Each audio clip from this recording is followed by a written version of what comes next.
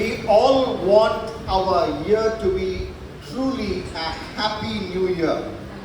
இந்த வருஷம் முழுவதுமாக உண்மையாகவே ஒரு சந்தோஷமான வருஷமா இருக்க வேண்டும் என்று விரும்புகிறோம். We want this year to be a prosperous new year. இந்த புது வருஷம் ஒரு செழிப்பான புது வருஷமா இருக்க வேண்டும் என்று விரும்புகிறோம். And God's word is very clear as to how we can have a prosperous new year. வேதம் தெளிவாய் சொல்கிறது எப்படி நாம் ஒரு செழிப்பான வருடத்தை பெற்றுக்கொள்ள முடியும். In Joshua chapter 1 and verse 8 the Bible says, யோசுவா 1:8 வேதம் சொல்கிறது, this book of law shall not depart from your mouth. இந்த நியாயப்பிரமாணத்தின் வார்த்தைகள் உங்கள் வாய்களை விட்டு அகலாதிருப்பதாக. But you shall meditate on it day and night. இரவு பகலும் அவைகளை தியானம் செய்வாயாக. So that you may be careful to do according to all that is written in it. அது எழுதப்பட்டவைகளை செய்ய கவனமாய் இருக்கும்படி அது நமக்கு உதவி செய்யும். Then you will make your way prosperous. அப்பொழுது உங்கள் வழிகள் செமையானதாய் செழிப்பானதாய் இருக்கும். Then you will have success. ஒரு ஜெயமுள்ள வாழ்க்கை கிடைக்கும். The way to prosperity and success is clearly outlined in the Bible. ஜெயமும் ஆசீர்வாதமுள்ள ஒரு வாழ்க்கை வாழ்வதற்கு வேதம் தெளிவாய் நமக்கு வழி காண்பிக்கிறது. It is to become like a cow. That is the way to prosperity. மாடு என்ன பார்த்து சொல்றது? It is to become like a cow. மாடு மாதிரி.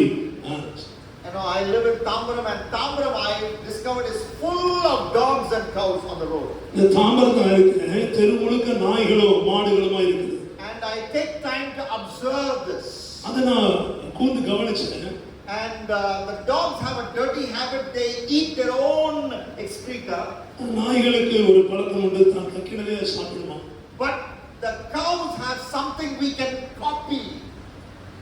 ஆனால் மாடுகளிடத்தில் நாம் எதையோ கற்றுக்கொள்ள முடியும். They quickly eat so much of grass in a span of 1 hour and then sit down and bring out what they have eaten and they chew the cud. ஆனா மாடுகள் புல்லையோ வைக்கோலையோ சாப்பிட்டு வேகமாய் சாப்பிட்டு பின்பு உட்கார்ந்து அவைகளை மீண்டும் அசை போட்டுக் கொண்டிருக்கும். That is what the Bible says we must do to have a prosperous and happy life.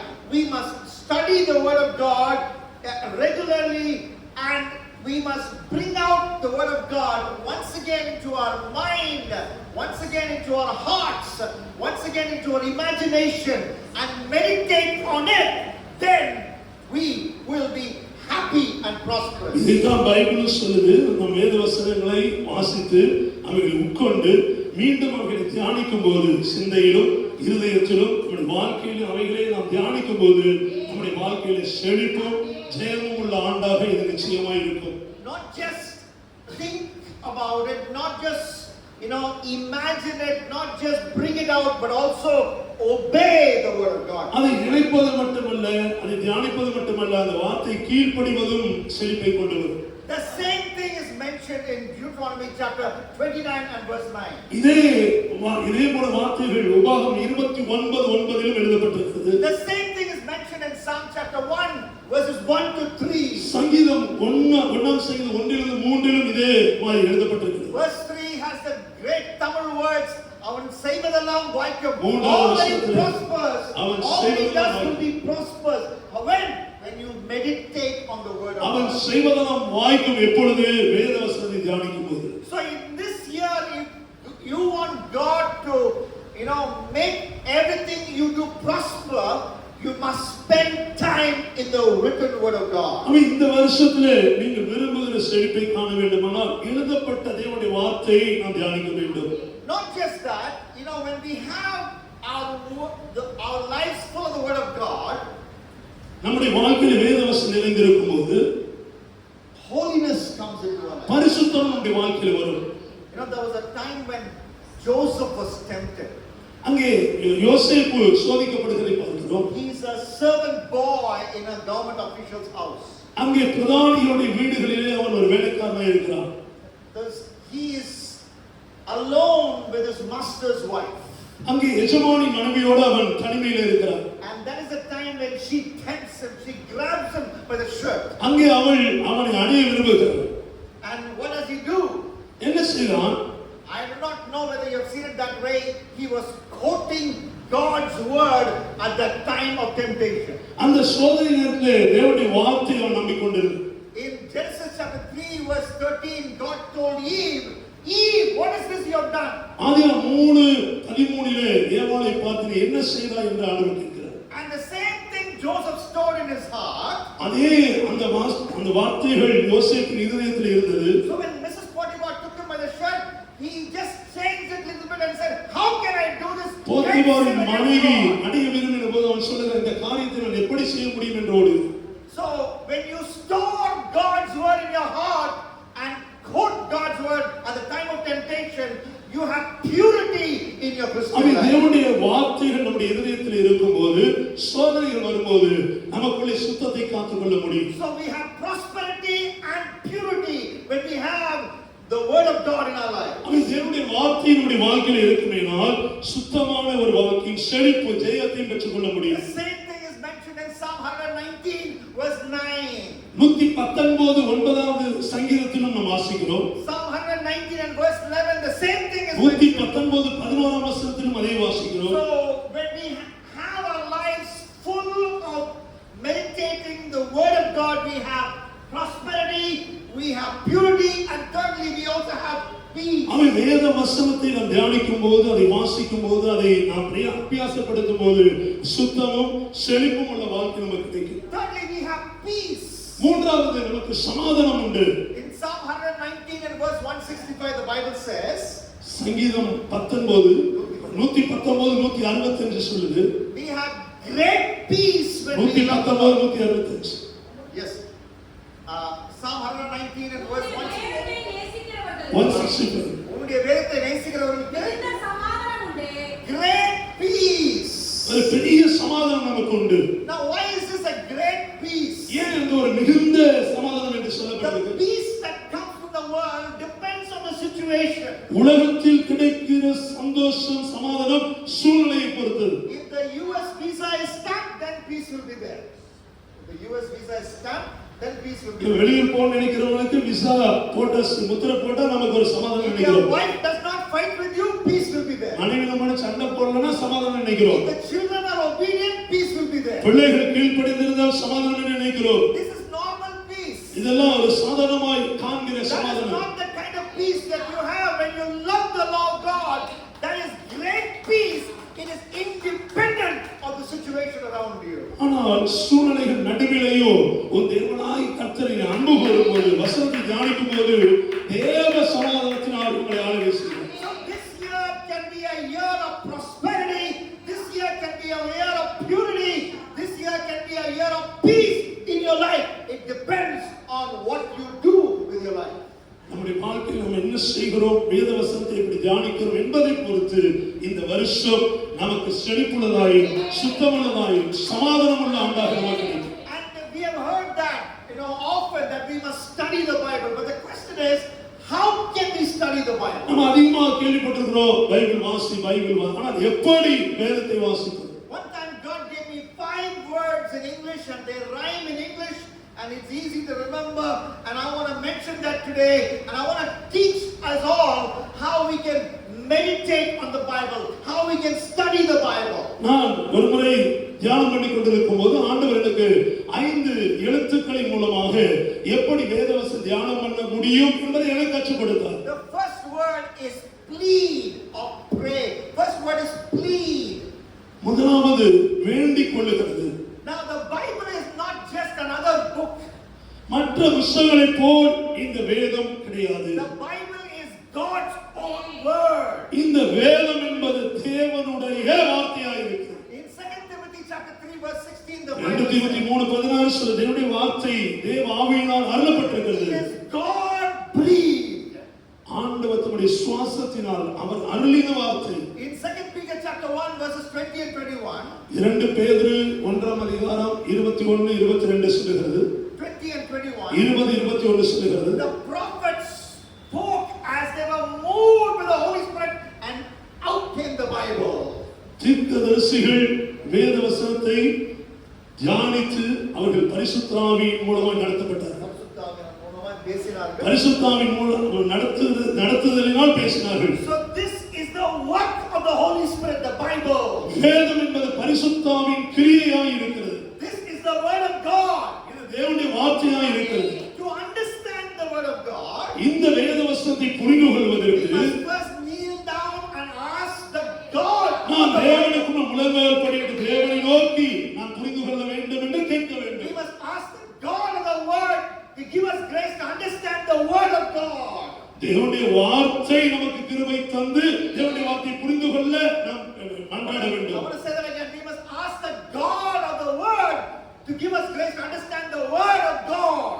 வார்த்தை தேவன் வார்த்தையா இருக்கிறார். அந்த வார்த்தையினிடத்தில் வார்த்தையாகிய தேவனிடத்தில் நாம் கேட்கும்போது தேவனுடைய வார்த்தையை நாம் புரிந்து கொள்ள முடியும். We can make this prayer before we open the Bible. வேதத்தை திறப்பதற்கு முன்பாக இந்த ஜெபத்தை மனதில் வைக்க We வேண்டும். can plead with God. That's the first word. We can plead with God this way. ஆண்டவரிடம் மன்றாடி கேட்க வேண்டும். Psalm 119 verse 18 says, 119:18 சொல்கிறது, open my eyes to see the wonderful truth. உம்முடைய வசனத்தில் உள்ள அதிசயங்களை காணும்படி என் கண்களை திறந்தருளும். So before you open the Bible, close your eyes. அவை வேதத்தை திறப்பதற்கு முன்னாடி நம்முடைய கண்களை மூடுவோம். Before you open your Bible, close your eyes. வேதத்தை திறப்பதற்கு முன்னால் கண்கள் மூடப்பட வேண்டும். And pray this prayer. Open my eyes to இந்த see ஜெபத்தை செய்வோம். ஆண்டவரே அதிசயங்களை காணும்படி கண்களை the திறந்தருளும். wonderful things in your law.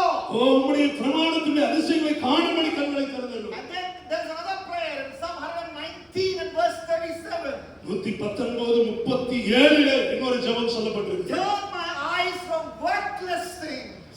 பிரயோஜனமற்றவைகளிலிருந்து என் கண்களை திருப்பும் ஆண்டவரே. Now what is a worthless thing? எது பிரயோஜனமற்றவைகள்? மாயை.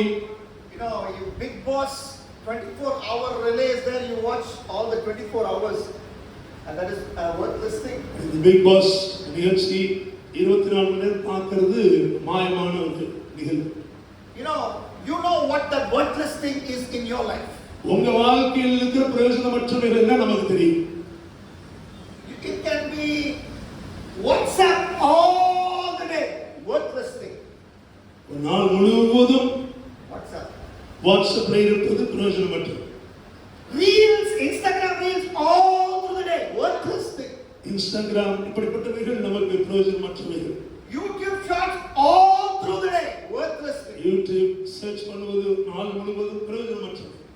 Turn my eyes from worthless things அவை பிரயோஜனமற்றவைகளிலிருந்து என் கண்களை திருப்பும். and give me life through your word. இந்த வார்த்தையின் மூலமாக எனக்கு ஜீவன் வாழ்க்கையை தாரும். That's the first step. Plead. அதான் முதல் குறிப்பு, மன்றாடுதல். Plead. மன்றாடுதல். Why should we plead? மன்றாடுதல் என்ன? Because the Old Testament, in Deuteronomy 8:3 said it, and Jesus repeated it.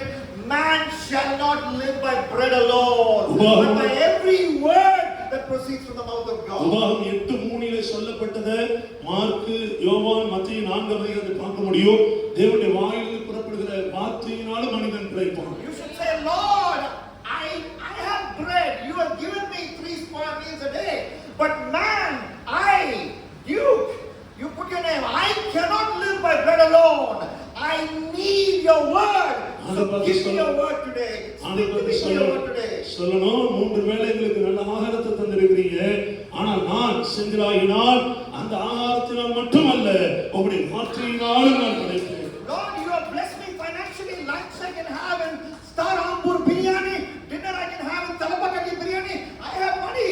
But these things cannot satisfy my spiritual hunger. So I want your word, because man shall not live by biryani alone. Man shall not live by bread alone, but by every word that proceeds from the mouth of God. ஆண்டவரே, எனக்கு நல்ல சாப்பாடு தந்திருக்கிறீங்க. பிரியாணி இருக்கு, விதவிதமா இருக்கு. அவைகளை நான் சாப்பிட்டு பலனடைந்தாலோ அவைகள் எனக்கு ஆசீர்வாதம் அல்ல, உம்முடைய வார்த்தை தான் எனக்கு ஆசீர்வாதம். So that's the first thing. Plead. அவன் முதலாவது காரியம் மன்றாடுதல். Second step of Bible study, read. Bible எப்படி முறையை தியானிப்பது. இரண்டாவது குறிப்பு படித்தல், படிப்பது, வாசிப்பது. You need to now open your Bible and start reading. பைபிளை திறந்து வாசிக்க முதலாவது ஆரம்பிப்போம். And that is something which believers of this generation do not want to do. They want to do everything else but do this. சோகம் என்னன்னா இந்த தலைமுறை கிறிஸ்தவர்கள் வேதத்தை திறந்து வாசிப்பது கிடையாது, அவர்களுக்கு செய்ய மறுக்கிறார்கள். What they will do is, they can watch the message of the pastor, and that is good, on video, but they will not open the Bible and read. வீடியோல அல்லது வேறு விதமாய் ஊழியருடைய செய்தி கேட்கிறார்கள், கேட்கட்டும் நல்லது, ஆனால் வேதத்தை திறந்து வாசிப்பது கிடையாது. There is no other way. You need to open the Bible and read. That's the second step. பைபிளை திறந்து வாசிப்பதை தவிர வேற ஒரு வழி இல்லை. இரண்டாவது குறிப்பு, நீங்கள் பைபிள் வாசிக்க வேண்டும். And the Bible tells us that we must do that daily, once in the Old Testament and once in the New Testament. ஒன்று பழைய ஏற்பாடு, புதிய ஏற்பாடு, இவைகளை நிச்சயமாய் வாசிக்க வேண்டும் என்று வேதம் பழைய ஏற்பாட்டில் ஒரு வசனம், புதிய ஏற்பாட்டில் வாசிக்க வேண்டும் என்று சொல்கிறது. தினந்தோறும் வாசிக்க வேண்டும். In Deuteronomy chapter 17 and verse 19, the Bible says, உபாகமம் 17:19 சொல்கிறது, the king of Israel must get a copy of the law. இஸ்ரவேலின் ராஜா பிரமாணத்தினுடைய பிரதியை அவன் பெற்றுக் கொள்கிறான். And those days there was no Xerox machine. அங்கே அந்த நாட்களில் Xerox machine கிடையாது. So what should he do? He should copy the law with his own handwriting. ஆண்டவர் கொடுத்த பிரமாணங்கள் அத்தனையும் கையில் எழுத்தாக அதை பிரதியாக எடுக்க வேண்டும். There are at least 613 laws, and this great king must set aside time, set aside administration, set aside all the other works and take time to write down the 613 laws. பெரிய இஸ்ரவேல் சமஸ்தானத்தின் ராஜா பாருங்க, 600க்கும் மேற்பட்ட பிரமாணங்களை தன்னுடைய சொந்த காரியங்களை ஒதுக்கி வைத்துவிட்டு, அரசாங்க நிர்வாகங்களை ஒதுக்கி வைத்துவிட்டு, இந்த பிரதிகளை கையினால் எழுதி காப்பி எடுக்கிறது பார்க்கிறோம். Daily he must read what he has copied. அது என்ன காப்பி பிரதி எடுத்தானோ அதை தினமும் வாசிக்கணும். And when he wrote it the first time, it must have entered his mind. When he reads it daily, it registers into his system and it changes his life. அது எழுதும்போது மனசுக்குள்ள போகுது, வாசிக்கும் போது இதயத்துக்குள்ள போகுது, அவருடைய வாழ்க்கையின் அமைப்பையே அது மாற்றி விடுகிறது. It influences his decision making. அவருடைய தீர்மானம் எடுக்கிறதுல அது ஒரு முக்கிய பங்காய் இருக்கு. It makes him a godly leader. அங்கே ஒரு தேவனுடைய தலைவனாய் கர்த்தர் மாற்றுகிறார். I want to speak to the husbands. Very often in homes it is the wife that leads the family prayer, because in our generation the women are more spiritual. But husbands, we need to repent. Husbands, it's time to take charge. Husbands, your family should see you take the copy of the Bible and read it every day. இந்த தலைமுறைகளிலே அதிகமாய் பெண்கள் சகோதரிகள் தான் வீட்டு கூட்டங்கள் மற்ற ஜெப வேலைகளை நடத்துகிறார்கள். ஆனால் புருஷனாகிய நாம் மனம் திரும்பி நாம் வேதத்தை வாசிக்கவும், வேதத்தை தினந்தோறும் நாம் ஜெபத்தில் பங்கு பெறவும் நாம் நம்மை அர்ப்பணிக்க வேண்டும். So one verse in the Old Testament tells us to read the Bible daily, Deuteronomy 17:19. 17:19 உபாகமம் பழைய ஏற்பாட்டிலே நமக்கு சொல்லுகிறது தினந்தோறும் வேதம் வாசிக்க வேண்டும். Come to the New Testament in Acts chapter 17 and verse 11. அதே புதிய ஏற்பாட்டில் அப்போஸ்தலர் 17:11 சொல்லுகிறது தினந்தோறும் வேத வாக்கியங்களை அவர்கள் ஆராய்ந்து பார்த்தார்கள். Bereans were appreciated by the apostles because every day they checked the Bible to see if the preaching of the apostles was in line with the written word of God. Every day they checked the Bible. பெரிய பட்டணத்தால் அன்றைக்கு இருந்த அப்போஸ்தலர்களால் புகழப்பட்டார்கள். காரணம் என்ன? தினந்தோறும் வேத வசனத்தை அவர்கள் ஏற்றுக்கொண்டு தியானித்தார்கள். That is again the problem of our generation. இதுதான் நம்ம தலைமுறையின் பிரச்சனையும் கூட. On an average, in a week we may listen to at least 2 hours or 1 hour of preaching from the pulpit. But how much time do you take to check what is preached, what you have heard preached, whether it is in the word of God? That is what you should do daily. வாரத்தின் ஒரு நாள் கடைசி நாள் ஒரு 2 மணி நேரம் 1.5 மணி நேரம் ஆலயத்துக்கு வந்து பிரசங்கங்களை கேட்கிறோம், நல்லது. ஆனால் மற்ற நாட்கள் தினந்தோறும் அந்த பிரசங்கம் கேட்ட வார்த்தைகள் பைபிள்ல இருக்கு, எப்படி இருக்கு, எப்படி எழுதப்பட்டிருக்கு என்பதை வேதத்தை திறந்து வாசிப்பது தலைமுறையில குறைவா இருக்குது. So we must check the word of God daily to see if the preaching we hear regularly is found in the word of God or is there a violation. ஆமென். நாம் தினந்தோறும் வேதம் வாசிக்கிறவர்களா இருந்தால் என்ன பிரசங்கம் கேட்கிறோமோ அது வேத இடத்தில் இருக்கிறதா அல்லது மாறுபட்டு இருக்கிறதா என்பதை நீங்கள் அறிந்து கொள்ள முடியும். And to understand, to make us understand that we must read the word of God daily, a great man of God, the senior patriarch Job, called the Bible as necessary food in Job 23 and verse 12. Necessary food. நம்முடைய ஆவிக்குரிய தகப்பனாய் இருக்கிற பக்தனாய் இருக்கிற யோபு சொல்லுகிறார், அன்றாட உணவை போல் இந்த வேத வசனம் நமக்கு இருக்குது. In Job 23 and verse 12. 23:12 யோபிலே வசனம். And in the New Testament there is a parallel analogy in 1 Peter chapter 2 and verse 2.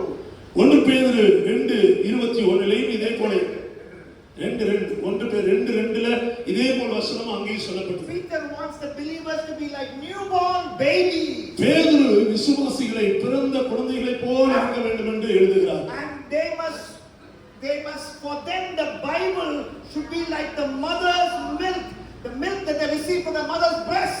விசுவாசிகளுக்கு தாய் பால் எவ்வளவு விசேஷமானது அதுபோல் வேத வசனத்தை உட்கொள்ள வேண்டும் என்று சொல்கிறார். I am happy to see so many mothers in this service.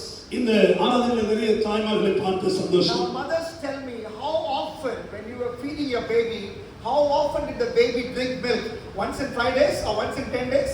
10 நாளைக்கு ஒருக்கவா இல்ல 5 நாளைக்கு ஒருக்கவா பிள்ளை பால் குடிக்குது? Once in every hour or once in every 2 hours. ஒரு நாளைக்கு 1 மணி நேரம் அல்லது 2 மணி நேரத்துக்கு ஒருக்கா பிள்ளை பால் குடிக்குது. The baby does nothing in the initial months but just drink mother's milk, sleep, get up, drink milk, sleep, get up, drink milk every few hours. No other job but only this. பிறந்த சில மாதங்கள் வருடங்கள் அதுக்கு வேற வேலை கிடையாது.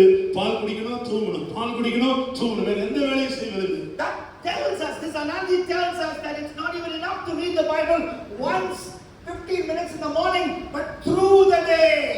Every hour if possible, every now and then through the day, return to the Bible and read the Bible. அமேன். பேதுரு சொல்லுகிறார், இது தாய்ப்பாலை போல் நாம் உட்கொள்ள வேண்டும். ஏதோ காலையில ஒரு 15 நிமிஷம் அதோட முடிந்து போகிறது காரியம் அல்ல, தொடர்ந்து அதை நாம் உட்கொள்ள வேண்டும். So that's the second step. What's the second step? Read. இரண்டாவது வாசித்தல். First step is plead. முதலாவது plead, இரண்டாவது வாசித்தல். Everybody say plead. என்ன சொல்லாம மன்றாடுதல். Plead in another. மன்றாடுதல். Pray. Second, read. இரண்டாவது வாசித்தல், படித்தல். Third, feed. மூன்றாவது கொடுத்தல். Feed means to read it again and again. திரும்ப அதை வாசித்தல். Feeding is to read it again and again until a message comes out. நமக்கு திருப்தி வருகிறவர் வாசித்துக் கொண்டே இருக்க வேண்டும். We must not be mere tourists of the Bible. Bible tour பார்க்கக்கூடாது. பைபிள்ல அங்கேயும் டூர் போறது போல அங்க ஒரு வசனம் இங்க ஒரு வசனம் அப்படி அல்ல. We must not, but we must be explorers of the Bible, going deep into the Bible. வேதத்தினுடைய வெளிப்பாடு கிடைப்பதற்காக நாம் அதனுடைய ஆழத்தை வரை வாசிக்க வேண்டும். You know, there was a time when Jesus appreciated the Pharisees. அங்கே பரிசேயர்களை இயேசு பாராட்டின ஒரு சம்பவத்தை பார்க்கிறோம். You know, that is very significant moment because Jesus told in Matthew 23 and verse 33 that they are going to hell. He said, "You snakes, you brood of vipers, you know, you will go to hell." He warned them about hell. 23 மத்தேயுல சொல்றாரு, விரியன் பாம்பு குட்டியில் வரக்கூடிய கோபம் தப்பிக்கொள்ளுவர் யார் என்று சொல்றாரு. ஆனால் பரிசேயர்களை அவர் பாராட்டுகிறார். What did he appreciate these people for? இவர்கள் என்ன பாராட்டுக்குரியவர்களாக இருந்தார்கள்? John chapter 5 verse 39. 5:39 யோவான்ல வாசிக்கிறோம். Jesus appreciated the Pharisees for searching the scriptures. வேதத்தை தேடினதற்காக பரிசேயர்களை இயேசு பாராட்டுகிறார். What is searching the scriptures? வேதவசன தேடுதல் என்றால் என்ன? It's not only reading the Bible but feeding on the Bible. வெறும் தேடுவது படிப்பது மட்டுமல்ல, அதை தேடி வாசிப்பது திரும்ப. It is to feed, it is to go deep in the Bible. வேதத்தின் ஆழம் படிச்சு பார்த்து. As one Bible teacher, the Baron VSB said, you read the passage again and again till a message comes out of the passage. The Bible scholar சொல்றாரு, வேத வசனத்தை திரும்ப வாசித்து அதில் உள்ளவைகளை கண்டுபிடிக்கிற வரை வாசிக்கணும். You know, in the beginning of my message, in my introduction, I said Joseph quoted God's words to Eve when he was tempted by Mrs. Potiphar. How did that come to me? Because I read that chapter 50 times or 50, 60 times. ஏவாள் சொல்லப்பட்டதை யோசேப்பு அதை நடைமுறைப்படுத்துகிறதை எப்படி அதை பார்க்கணும்னா நான் ஒரு 50 முறைக்கு மேல அதை வாசிச்சிருக்கேன். So when you keep reading the chapter and passage again and again, அதிகாரங்களையும் பகுதிகளையும் திரும்ப திரும்ப வாசிக்கும்போது the message jumps out.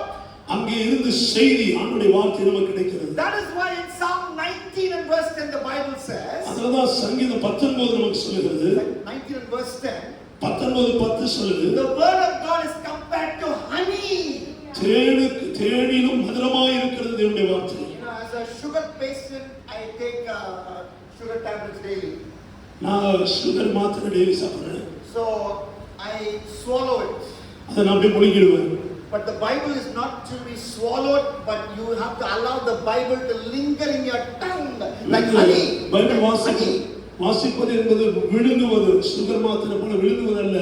தேனை நாம் சாப்பிடும்போது எச்சிலோட ஊறி அந்த இனிப்பை எப்படி நம்ம ருசிக்கிறோமோ அதுபோல் நம்மோடு கலந்து விட வேண்டும். Let us say that you go to Murugan Idli today, or maybe today is a good day. You know, I'm not a salesman for Murugan Idli, by the way. And you have your idli, and then they give you the pongal. You don't allow that pongal. You don't swallow the pongal. You let that pongal stay in your tongue for some time, so that the sweet will stay in your tongue and give you a thrill and give you an excitement. சொல்லும்போது போகும்போது கூட்டு போவார்கள். முருகன் இட்லியில போய் பொங்கலும் இட்லியும் சாப்பிட்டு முழுங்குறதல்ல, நீங்க சாப்பிட்டு பார்த்தீங்கன்னா சாப்பிட்டு தெரியும். அது உட்கார்ந்து ருசித்து எச்சிலோடு சேர்த்து நம்ம சாப்பிடுகிற ஒரு அனுபவம். So the Bible is like that pongal in the Old Testament, Psalm 19 and verse 10, honey. You know, it's something sweet. You allow it to linger. You spend time with it. You don't swallow it and move to the next job, but you stay till that message comes out and it encourages you, it corrects you, it directs you. ஆமென். வேத வசனம் விழுங்குவது போல அல்ல, தேனை போல் ருசித்து நாம் சாப்பிடும்போது அது நம்மை சீர்படுத்துகிறது, ஸ்திரப்படுத்துகிறது, நமக்கு நீதியை கற்றுக் கொடுக்கிறது. Now what does it mean when you say you must feed on the Bible? நீங்க திரும்ப திரும்ப அதை கரைச்சு குடிக்கணும் அப்படிங்கிறது என்ன அர்த்தம்? That means you understand that a verse has a context. நம்ம ஒரு வசனம் எடுக்கும்போது அது ஒரு ஒரு பகுதி, ஒரு முக்கியத்துவத்தை இது கொடுக்கிறது.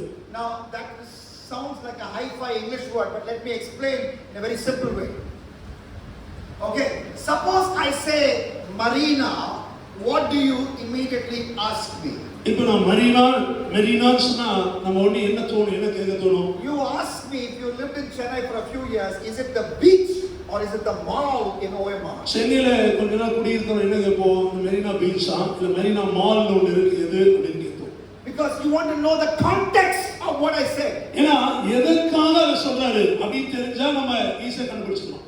So in the same way, when you read the Bible, spend time in the passage, look above and below, so that you understand the context of the passage, so that nobody will take the verse out of context and teach you false teaching. ஒரு அதிகாரத்தினுடைய எதற்காக அந்த அதிகாரம் எழுதப்பட்டிருக்கு, என்ன சொல்ல வருகிறது என்பதை புரிந்து கொள்ள ஒரு வசனத்தை வாசித்தால் புரியாது, மேலுள்ள வசனம் கீழுள்ள வசனம் சொல்லிருக்கோமா இல்லையா? அது புரியலன்னா முழு அதிகாரம், அது புரியலன்னா முன் அதிகாரம், பின்ன நாமதான் தொடர்ந்து அதை வாசிக்கணும். That is feeding in the Bible. அதுதான் வேதத்தை கரைத்து குடிப்பது. That is the third step. அதான் மூணாவது படிக்கட்டு. There are these hyper grace preachers, and there are some churches like இந்த that. கிருபையினுடைய மேன்மையை மட்டுமே சொல்கிற உபதேசகர்கள் இருக்கிறார்கள். And they will quote 2 Corinthians 5:21 and say, you are the righteousness of God. 2 Corinthians 5:21, you are the righteousness of God. Even if you watch pornography, even if you beat your wife, even if you tell lies, you are the righteousness of God. 2 Corinthians 5:1, you are the righteousness of God. They will twist. 2 கொரிந்தியர் 5ஆம் அதிகாரத்திலே எழுதப்பட்டிருக்கிறது போல தேவனுக்கு நீ நீதியாய் இருக்கிறீர்கள். 21 அதை நம்ம வாசிக்கும் போது தேவனுக்கு நீதியா இருக்கிறீங்க அப்படின்னு சொல்லிட்டு நம்ம எதை பார்த்தாலும், மனைவியை அடித்தாலும் அல்லது என்ன பொய் அதிகமா பொய் பேசிக்கொண்டே இருந்தாலும் நாம் தேவனுக்கு நீதியா இருக்கிறோம் என்பதை மட்டுமே பிரசங்கிப்பார். But that is not what that passage is saying. That's not what Paul is saying. ஒரு வசனத்தை மட்டும் வைத்து அந்த பகுதி அதை சொல்லவில்லை. You look at the next verse. அடுத்த வசனத்தை பார்ப்போம். Next verse is in the next chapter. அடுத்த அதிகாரத்தின் வசனங்கள்.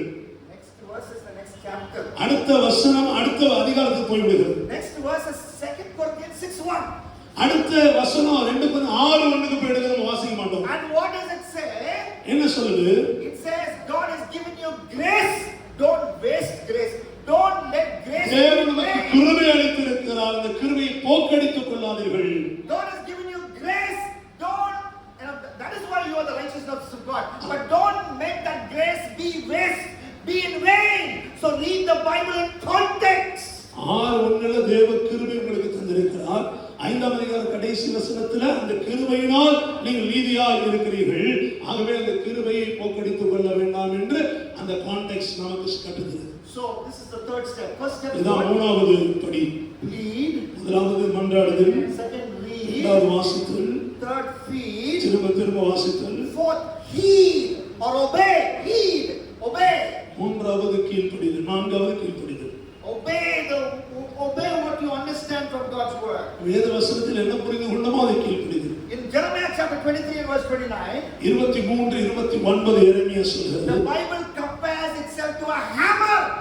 அது ஒரு சுத்தியலுக்கு இணையாக வேத வசனத்தை சொல்கிறது. So every day when you read the Bible, ஒவ்வொரு முறை வேதத்தை வாசிக்கும் when you போது, study the Bible, வேதத்தை படிக்கும் போது and the message comes out, அதிலிருந்து நமக்கு வார்த்தை that வெளிவரும். message is like a hammer that God uses in your life. அந்த வார்த்தை நம்மை தேவன் சரிப்படுத்த ஒரு சுத்தியலை போல் பயன்படுது. That hammer molds you to become more and more like Jesus. இயேசுவை போல் வருவதற்கு அந்த வசனம், அந்த வார்த்தை சுத்தியலை போல் நம்மை கர்த்தர் பயன்படுத்துகிறார். But it will be a hammer only if you obey God's word. நீங்க கீழ்ப்படியும் போது அந்த வசனம் நமக்கு ஒரு சுத்தியல் போல் இருப்பதை உணர முடியும். Let's say you're a student ஒரு மாணவன் என்று and you read John chapter 9 and verse 4. யோவான் 9:4 நம்ம வாசிக்கிறோம். And John 9:4 says, as long as it is day, I must do the work of him who sent me, for night is coming where no man can work. ஒருவரும் கிரியை செய்யக்கூடாத நாட்காலம் வருகிறது. அதுக்கு முன்னாடி I have to work fast. அதனால நான் வேகமாக கிரியை நடப்பிக்க வேண்டும் என்று யோவான் 9:4 வாசிக்கிறோம். So when you read John 9:4, இந்த 9:4 யோவானை வாசிக்கும்போது, you will not be sleeping till 11 o'clock on Saturday morning because there is no school. அதனால சனிக்கிழமை காலையில 11 மணி வரை தூங்கணும், ஏன்னா ஸ்கூல் அன்னைக்கு லீவு என்பதனால அல்ல. No, இல்ல, you get up, நீங்க எழுந்திருக்க you வேண்டும், read the Bible, வேதத்தை வாசிக்க you வேண்டும், help your parents, உங்களுடைய பெற்றோருக்கு உதவியா இருக்க you வேண்டும், come to church and join the outreach of the church, சபையில் நடக்கிற ஊழியர்களை பங்கு பெற வேண்டும், you clean the church, you remove the cobwebs, சபையை நாம் சுத்தம் செய்ய வேண்டும், cobwebs in the church, cobwebs in your house, வீடுகளிலும் சரி சபையிலும் சரி வேண்டும், you are active. நீ ரொம்ப சுறுசுறுப்பா இருக்க வேண்டும். So John 9:4 hammered you to become like Jesus. ஆகவே யோவான் 9:4 ஒரு சுத்தியை போல வேத வசனமாக பயன்படுது. Let's say you read let's say that you read this passage which is in Luke's gospel. Let me find the reference. I wrote it somewhere, but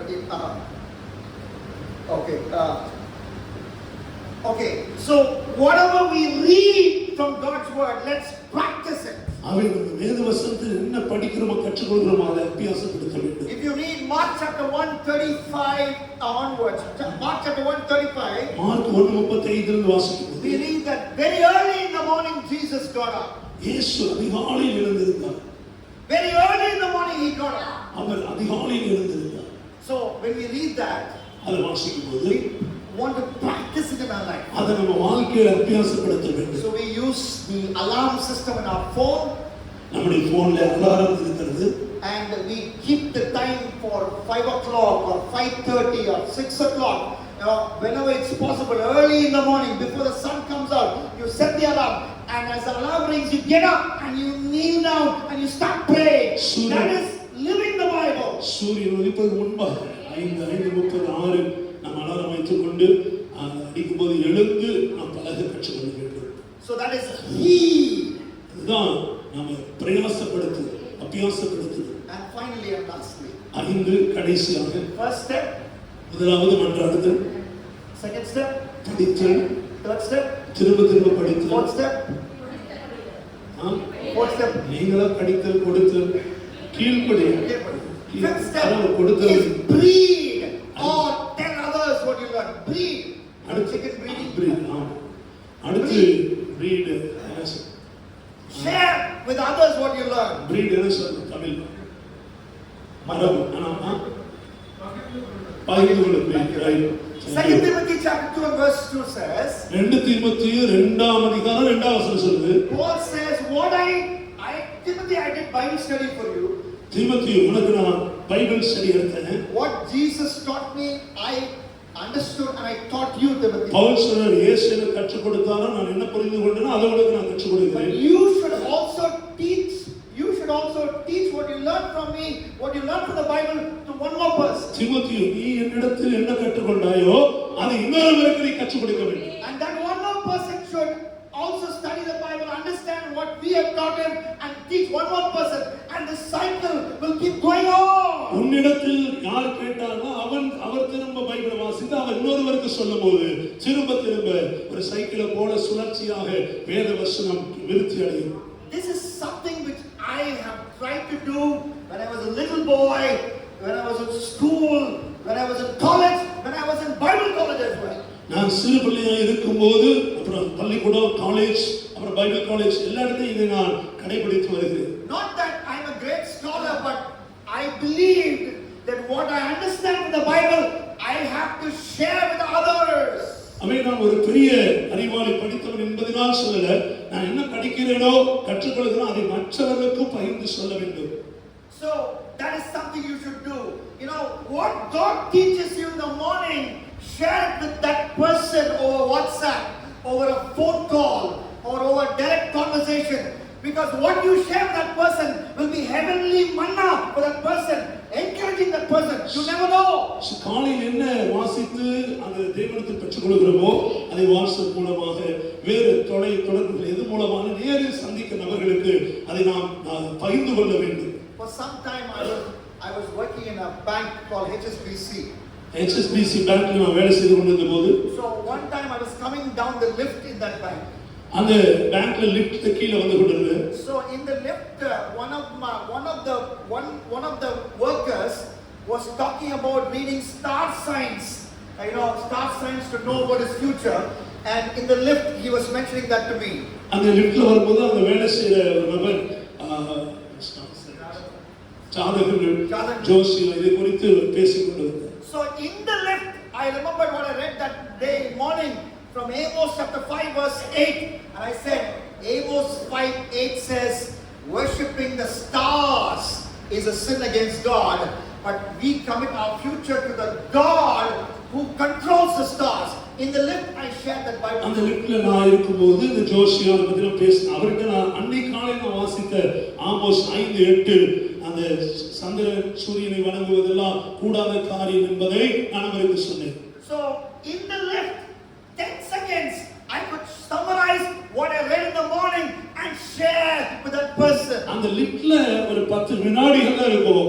காலையில நான் என்ன படிச்சேனோ அதை தொகுப்பா என்ன சொல்லணுமோ அதை அவருக்கு சொல்லக்கூடிய அந்த வாய்ப்பு ஏற்பட்டது. You don't need a pulpit to share what God taught you in your daily Bible reading. உங்க டெய்லி வேத வாசிப்பு கர்த்தர் என்ன கற்றுக் கொடுக்கிறார் அதை சொல்லுவதற்கு இது போல ஒரு பிரசங்க மேடை தேவையில்லை. You can do it in a lift conversation.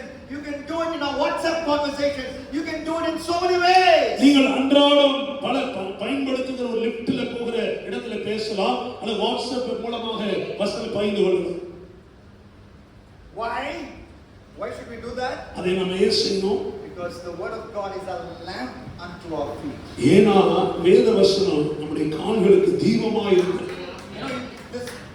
If this church, if there's no power, there's everything is dark and you have light in front of your feet, what do you want to show it to another person also, so that the other person also can walk in that light? So the word of God is like that, is a lamp unto our feet. கற்பனை செய்து பாருங்கள், இந்த லைட்லாம் of ஆயிடுச்சு, இரவு நேரம் இருட்டு, ஆனால் நமக்கு முன்பாக ஒரு வெளிச்சம் இருக்கிறது என்று சொல்லும்போது நாமும் பயன்படுகிறோம். அந்த வெளிச்சத்தை மற்றவர்களுக்கு காண்பித்து அந்த இருளில் இருந்து அவரை நாம் விடுவிக்க முடியும். Okay, simple message. My message is over. என்னுடைய செய்தி முடிந்தது. So first step is what? முதல் மன்றாடுதல். Read. படித்தல், தொடர்ந்து படித்தல், கீழ்ப்படிதல், பகிர்ந்து கொள்ளுதல். And breathe. Okay, I just will finish with a verse which I forgot because I wanted this church to be encouraged for this ministry. And if you read Mark 14:23, can you read Mark 14? Sorry, Luke 14:23. Luca 14:23. We'll finish with this. Luke 14:23. If you read that, and that comes in your daily devotion, you read that passage. How will you Luca respond? 14:23. Luke 14:23. Quickly. வாசிக்க பார்ப்போம் தமிழ்ல. அப்பொழுது ஆ. எஜமான் ஊழியக்காரனை நோக்கி என்ன சொன்னாங்க? ஊழியக்காரனை நோக்கி ஆ. நீ பெரு வழிகளிலோ ஆ. வேலிகளிலோ வேலிகள் அருகிலும் போய் வேலிகள் அருகிலோ ஆ. போய் ஆ. என் வீடு நிறையும்படியாக ஆ. ஜனங்களை உள்ளே வரும்படியாக ஆ. வருந்தி கூட்டிக் கொண்டு வா. Go to the master, as Jesus told the workers, go to the highways and byways and invite people to come into my house. நம்முடைய எஜமானாகிய இயேசு சொல்லுகிறார், வேலைக்காரரை பார்த்து பெருவழிகளிலும் வேலைகள் உள்ள இடங்களிலும் நீ போய் ஜனங்களை அழைத்து கொண்டு வந்து வீடு நிறையும்படி செய். So you read that. அதை நீங்க வாசிக்கிறீங்க. How do you obey that? அதுக்கு நாம் எப்படி கீழ்ப்படிவோம்? By giving tracts. கைப்பிரதிகளை கொடுக்கும் போது அதற்கு நாம் கீழ்ப்படிவோம். What is giving tracts? You go to the highways and byways பெருவழிகளிலும் விடுவழிகளிலும் கொடுப்பது and என்றால் give wedding card invitation for the wedding of Jesus. Giving அது tracts is like எதற்கு சமம்? மணவாளனாகிய இயேசு வரும்போது அந்த மண விருந்துக்கு அழைப்பதற்கு சமமாக இருக்கு. so a gospel tract is like a wedding card. You know, if that person reads that gospel tract and believes in Jesus, he can come for the wedding of Jesus. It's like giving a wedding card in the highways and byways. So you must involve in the church's tract distribution ministry. அவை tax கொடுப்பது என்பது இயேசுடைய திருமண நாளுக்கான ஒரு திருமண அழைப்புகளை போல இருக்கிறது. அது மட்டுமல்ல, அவர் வாழ்க்கைக்கு அது பிரயோஜனம் உள்ள காரியமாக இருக்கிறது. So I want you to obey every word, every passage, everything as the Holy Spirit gives you revelation. Obey, and then you will be prosperous and successful. பரிசுத்தாவின் நம்ம வெளிப்பாடுகளை கொடுக்கும்போது ஒவ்வொரு வார்த்தைகளுக்கு கீழ்ப்படியும் போது செழிப்பை ஜெயமுள்ள வாழ்க்கை தேவன் தர வருகிறார். Your pastor will lead in closing prayer.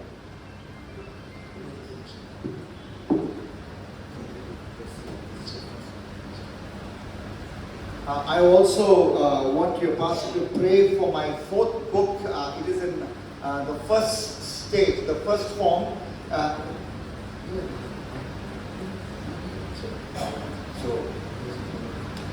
So, and this book is in English called Hyper-Biblical. Basically, a Bible. I've written a book which will help us counter all the modern false teaching from the Bible. வேதத்திலிருந்து நவீனமயமாக்கப்பட்ட தவறான உபதேசங்கள் இதை குறித்து நான் எழுதி இருக்கிறேன். So this is my fourth book, and this is in the preliminary form, and I want your pastor to pray and to ask God's blessing on it. நான்காவது புத்தகமாக ஒரு காப்பி கையில் இருக்கு.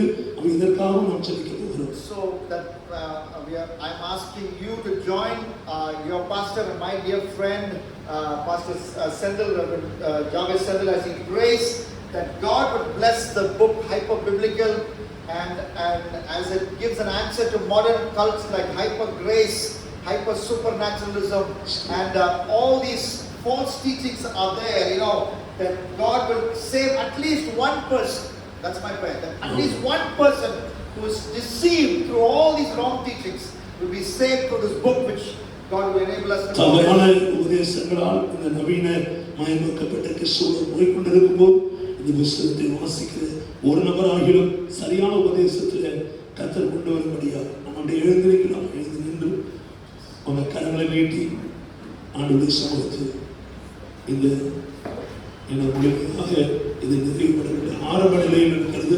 ஆகவே கர்த்தரை ஆசீர்வதிக்கும்படி கை நீட்டலாமா? நாங்க ரெண்டு பேரும் உங்களுக்காக ஜெபிக்கிறது இல்லை. அப்படி நிக்கிறீங்க சோர்ந்து போய் எல்லாம் கை உயர்த்தி அவன் இதை எடுக்கிற முயற்சிகள் கர்த்தர் ஆசீர்வதிக்க வேண்டும். கை உயர்த்தி நம்ம நல்லா ஜெபிக்கலாம். ஸ்தோத்திரம் பண்ணுவோம். நல்ல சத்தமா ஸ்தோத்திரம் நன்றியோடு போய் துதிக்கிறோம். அநேகருடைய ஸ்தோத்திரங்களினாலே கிருபை பெருகும் என்று சொல்கிறேன். ஆண்டவரே, இன்றைக்கு தவறான உபதேசங்களினாலே செழிப்புக்காக மட்டும் ஆண்டவரே ஆண்டவரை வழி நடத்தப்படுகிற ஜனங்கள் தீமோத்தேயுக்கு பவுல் எழுதும்போது செவித்தின உள்ளவர்களாய் ஆரோக்கியமான உபதேசங்களை நாம் எப்படி எல்லாம் வழி விலகி போக நாட்களில் ஆண்டவரே உம்மை துதிக்கிறோம். கடிந்து கொள்ளுதலுக்கும் சீர்படுத்தலுக்கும் நீதியை படிப்பித்தலுக்கும் இந்த வார்த்தைகள் பிரயோஜனம் உள்ளவைகளாக இருக்கிறது என்று 2 தீமோத்தேயு 3:16 வாசிக்கிறோம். ஆமா, 2 தீமோத்தேயு 2:15 வாசிக்கிறோம். வெட்கப்படாத ஊழியனாய் இருக்க வேதத்தை பகுத்து போதித்து அதை நிதானமாய் பிரசங்கம் பண்ண வேண்டும். அல்லேலூயா. நமக்கு ஏற்ற வசனங்களை மட்டும் எடுத்துக்கொண்டு ஓடாதபடி ஆண்டவரே, என்னை கடைசியா வாசித்த லூக்கா எழுதின சுவிசேஷ புஸ்தகத்தின்படியே பெரு வழிகளிலும் ஆண்டவர் நெடு வழிகளிலும் நின்று ஆண்டவரே ஜனங்களை வாருங்கள் என்று அழைத்து நாங்கள் கொடுக்கிற கைப்பிரதிகள் ஆண்டவரே, அது ஒரு திருமண அழைப்பு. உடைய வருகையில ஒருவரை விட்டு போகாதபடி எல்லாம் முடிந்த ஊழியர்களை செய்ய இன்னைக்கு நாங்கள் கற்றுக்கொண்ட வேத வசனங்களுக்காக நன்றி சொல்லுகிறோம். மன்றாடவோ, வாசிக்கவோ, திரும்ப திரும்ப வாசிக்கவோ, கீழ்ப்படியவோ, அவைகளை பகிர்ந்து கொடுக்கவோ எங்களோட பேசுகிற வார்த்தைகளுக்காக நன்றி அப்பா. உங்களுடைய மகனை நீ பயன்படுத்துகிறதற்காக ஸ்தோத்திரம். இன்றல்ல பல வருஷங்களுக்கு முன்பாகவே வாலிப வயதிலிருந்து பிரசங்கிக்கவோ ஆண்டவரே வேதாம கல்லூரியில் எங்களுக்கு ஒரு ஆசிரியராக வைத்து எங்களுக்கு ஆண்டவரே இரவு பகல் உதவியாயிருந்து தேவராஜ்யம் கட்டப்பட வேண்டும், ஒருவனாகிலும் எழுதி பிரகாசிக்க வேண்டும் என்று ஆண்டவர் அவருடைய பைபிள் காலேஜுக்குள்ள ஒரு பள்ளிக்கூடம், அதுல அவருடைய பள்ளியில படித்து ஆண்டவரே என்னை ஊழியம் செய்கிற இந்த சபையில வைத்து அவருடைய மகனை நாங்கள் ஆசீர்வதிக்கிறோம். மனைவி 2 பிள்ளைகளை ஆசீர்வதிக்கிறோம். படிப்பிலே கரம் இருப்பதாக, தேவைகள் சந்திக்கப்படுவதாக, உலக நாடுகளில் பயன்படுத்துவீராக. விசேஷமாக இந்த ஹைப்பர் பிப்ளிக்கல் என்கிற இந்த புஸ்தகத்தை நாங்கள் சபையாரால் நல்ல கரங்களை உயர்த்தி ஆமென் பிதா குமாரன் பரிசுத்த ஆவியின் நாமத்தினாலே பிரதிஷ்டை பண்ணி இந்த புஸ்தகத்தை நாங்கள் ஆசீர்வதிக்கிறோம். ஐயா, உம்முடைய அபிஷேகம் இதில் இறங்குவதா, உம்முடைய மகிமை இறங்குவதா. எம்மாவுக்கு போய் கொண்டிருந்த போது பயத்தோடு திகிலோடு சிறைப்பட்டு விடுவோமா என்று எம்மாவு சீசர்கள் போன போது பயந்திருந்த போது ஆண்டவரே நீர் அப்பத்தை பிட்டு கொடுத்த போது ஆண்டவரே அவர்கள் கண்கள் திறக்கப்பட்டு அவர் நம்மோடு பேசும்போது நம்முடைய இருதயம் கொழுந்து விட்டு எரியவில்லையா என்று சொன்னபோது அன்று சொன்னது போல இந்த புஸ்தகம் ஆண்டவரே சரியான நபர்கள் கரங்களிலே போக ஆண்டவரே தவறான உபதேசத்திலே துளைத்திருந்து மற்றவர்களை வழிநடத்தும்படியாக சாத்தானின் கூட்டமாய் இருக்கிற ஆண்டவரே, ஓ கர்த்தருடைய பிள்ளைகள் என்ற போர்வையில் ஓநாய்களை போல வேத வசனங்களை புரட்டுகிற நபர்கள் கையில இது கிடைக்கும் போது கீழே போட்டு விடாதபடி ஆண்டவரே ஏதோ ஒரு வல்லமை இருக்கிறது, இந்த அட்டை தொடும் போது வல்லமை இருக்கிறது என்று உணர்ந்து கொள்ளும்படியா எலியாவின் சால்வை கீழே விழும்போது அதை நீ கண்டாயானால் உனக்கு இரட்டிப்பான வல்லமை உண்டு. அரிதான காரியம், ஆனால் இதை நீ செய்யும் போது உனக்கு கிடைக்கும் என்று எலியா சொன்னது உண்மை. எலிசா வானத்தை அண்ணாந்து பார்த்து ரதம் பிரித்தவனை கொண்டு போன போது மேலே இருந்து கீழே விழுந்த சால்வை முறுக்கி எலியாவின் தேவன் எங்கே என்று அடித்து ஆண்டவரே அந்த 6 பிரிக்கப்பட்டு 2 தனியான வரங்களை பெற்றுக்கொண்டு ஆமென் அற்புதங்களை செய்த எலிசா கரங்களை உயர்த்தி சொல்லுங்க, எலியாவிலும் பெரியவர், எலிசாவிலும் பெரியவர், யோனாவிலும் பெரியவர், உன்னதமான தேவனுடைய கரம் இதை தொடும்படியாய் நாங்கள் ஜெபிக்கிறோம். உங்க கரத்தில் இதை வாங்கி எங்கள் கரத்தில் திருப்பி கொடுக்கிறீர் என்று நாங்கள் விசுவாசிக்கிறோம் ஆண்டவரே. ஆமென். அப்போஸ்தலர் 17:11 ஆமென் ஹல்லேலூயா. வாசிக்கிற பிள்ளைகள் குணசாலிகளை மாறு வேத வசனங்களை ஆண்டவரை வாசித்து அதன் மூலமாய் சத்தியத்தை கற்றுக்கொள்ள யோவான் 8:32 சத்தியத்தையும் அறிவீர்கள் சத்தியம் உங்களை விடுதலையாக்கும் என்ற வசனத்தை தூக்கி பிடிக்கிற இந்த புஸ்தகமாய் ஆமென் ஹல்லேலூயா அபிஷேகம் நிறைந்த வார்த்தைகளாய் கர்த்தர் இதை மாற்றுவீராக, ஆசீர்வதிப்பீராக. இதனுடைய இன்னும் தொடர்ச்சியான வேலைகள் பிரிண்ட் அடிக்க வேண்டியவைகள் ஆமென் பப்ளிஷ் என்னென்ன யார்கிட்ட போகணும் எல்லாம் கர்த்தர் நேர்த்தியாய் செய்யணும். இன்னும் பல புஸ்தகங்கள் எழுத அநேகருடைய கண்கள் திறக்கப்பட கர்த்தர் மகனை பயன்படுத்துவீராக, பயன்படுத்துவீராக, பயன்படுத்துவீராக. யோவான் 14:12 என்னை விசுவாசிக்கிறவன் நான் செய்த இந்த கிரியைகளையும் செய்வான், இவைகளை பார்க்கிறோம் பெரிய காரியங்களை செய்வான். ஹல்லேலூயா. யோவான் 12:26 பிதாவால் கனம் பண்ணப்படுகிற பாத்திரமாக ஆண்டவரே எபிரேயர் 5:5 தன்னை தானே உயர்த்திக் கொள்ளாமல் ஜெனிப்பித்தவர் இதோ நான் உயர்த்துவேன் என்று சொல்லுகிறவரை ஆண்டவர் இயேசுவை மறைந்திருந்தது போல ஆரோனை போல அழைக்கப்பட்டாருடைய 5 நாள் கனமான ஊழியத்திற்கு ஏற்படுகிறது இல்லை. நீர் அழைத்த உங்களுடைய மகள் கனமான ஊழியத்தை செய்யும் போது ஒரு குறைவில்லாமல் விசேஷமாக சரீரத்தில் புது சுகத்தை தந்து இந்த புதிய வருஷத்தில் முதலாக ஒரு ஊழியக்காரரை நாங்கள் ஆசீர்வதிக்கிறோம். சுகம் உண்டாவதாக, தேவைகள் சந்திக்கப்படுவதாக. எந்த வருஷமும் இல்லாத அளவுக்கு இந்த வருஷ பொருளாதாரத்தில் மகனை உயர்த்தும் போது அதற்கு நாங்கள் மயங்குகிறவர்கள் அல்ல என்பதை அறிந்திருக்கிறீர். அந்த கிருபைகளுக்கு தந்திருக்கிறீர். அந்த பொருளாதாரத்தை கொண்டு மகன் இன்னும் அநேக காரியங்களை தேவ ராஜ்யத்திற்கென்று மகனை யூகிக்காத பெரிய காரியங்களை தேவ ராஜ்யத்திற்கென்று ஆண்டவரே பைபிள் சம்பந்தப்பட்டமான விஷயங்களுக்கு இன்னும் எழுதவோ ஆண்டவரே அதை மற்றவர்களுக்கு கொடுக்கவோ கர்த்தர் பயன்படுத்தப்படுவதற்காக நன்றி சொல்லுகிறோம் ஆண்டவரே, நன்றி சொல்லுகிறோம் ஆண்டவரே. யோவான் 1:50 இவைகளை பார்க்கிறோம் பெரிதானவைகளை காண்பாய் என்று நாங்கள் வாழ்த்துகிறோம், ஆசீர்வதிக்கிறோம். இந்த புத்தகத்தை மீண்டும் ஒரு விஷயம் பிரதிஷ்டை செய்து உங்கள் ராஜ்ய மகிமை கொண்டு நாங்கள் இதை ஆசீர்வதிக்கிறோம். அந்த சபை குடும்பங்கள் ஒவ்வொருவரையும் ஆசீர்வதிக்கிறோம். வேத வசனத்தின் மகத்துவங்களை அறிந்து கொண்டு ஆண்டவரே உமக்கு ஸ்தோத்திரம் தாமே. அதில் உள்ள வாக்குத்தத்தங்களின் மூலமாக கர்த்தர் விசுவாச வாழ்க்கையினாலே ஆமே சுபிட்சமாய் செழிப்பாய் ஜெயமுள்ள வாழ்க்கை வாழ நான் ஆசீர்வதிக்கிறப்பா. இந்த வருஷ வாக்குத்தத்தத்தின்படியே அல்லேலூயா வனாந்தரத்தை ஏதேனை போலவோ ஆமே பாழாய் போனவைகள் அவாந்தர வெளிகளை கர்த்தருடைய தோட்டம் போலவோ நான் ஆக்குவேன். அதில் உள்ள ஆடல் பாடல் சத்தம் துதி சத்தம் உண்டாகும் என்று சொல்லி அப்படி வந்த குடும்பங்கள் தொழில் மாத வருமானங்கள் திருமண காரியங்கள் படிப்பு அன்று ஊழிய காரியங்கள் எல்லாவற்றையும் பெருக செய்து ஆமே ஹல்லேலூயா நீரே வர்த்திக்க பண்ண வேண்டும் என்று சொல்லிக்கிறோம். நீங்கள் குறுகி போகல்ல, கர்த்தராகிய நான் உங்களை வர்த்திக்க பண்ணுவேன். நீங்கள் வெட்கப்பட்டு போவதில்லை, கர்த்தராகிய நான் உங்களை மகிமைப்படுத்துவேன். பிள்ளைகளுக்கு விரோதமாக எழுபதற்கு எரிச்சு வன்கள் ஆபத்து விபத்து நாசமோசங்கள் பணவிரயங்கள் பிரிவுகள் கண்ணீர்கள் எல்லா சத்துருவிற்கு அழித்து மீண்ட ஐக்கிய அன்பு சமாதானம் ஆமே ஹல்லேலூயா தேவ ஆசீர்வாதத்தில் ஒவ்வொருவரை வழிநடத்த வேண்டும் என்று இயேசு இரட்சகர் நாமத்தில் ஆசீர்வதித்து ஜெபிக்கிறோம். எங்கள் ஜெபங்களை எழுப்பினாவே. என் ஆத்துமாவே கர்த்தரை ஸ்தோத்திரி, முழு உள்ளமே பரிசுத்த நாமத்தை ஸ்தோத்திரி. கர்த்தர் செயல்பாடுகளின் பரமாய் ஆசீர்வாதத்தை கர்த்தராகிய இயேசு கிறிஸ்துவின் கிருபை பிதாவாகிய அன்பு பரிசுத்த ஆவியானவர் என்னைக்கு பாதுகாப்பும் ஆசீர்வாதமும் வேத வசனத்தின் வெளிச்சமும் நம் அனைவரோடும் உலகத்தில் உள்ள எல்லா ஊழியர்களோடும் அன்பு ஊழியர்களுடைய ஊழியர்களோடும் இந்த விசேஷித்த 4ஆம் புஸ்தகத்தோடு அப்படி வருகை மட்டும் நிலைத்திருந்து காப்பதாக.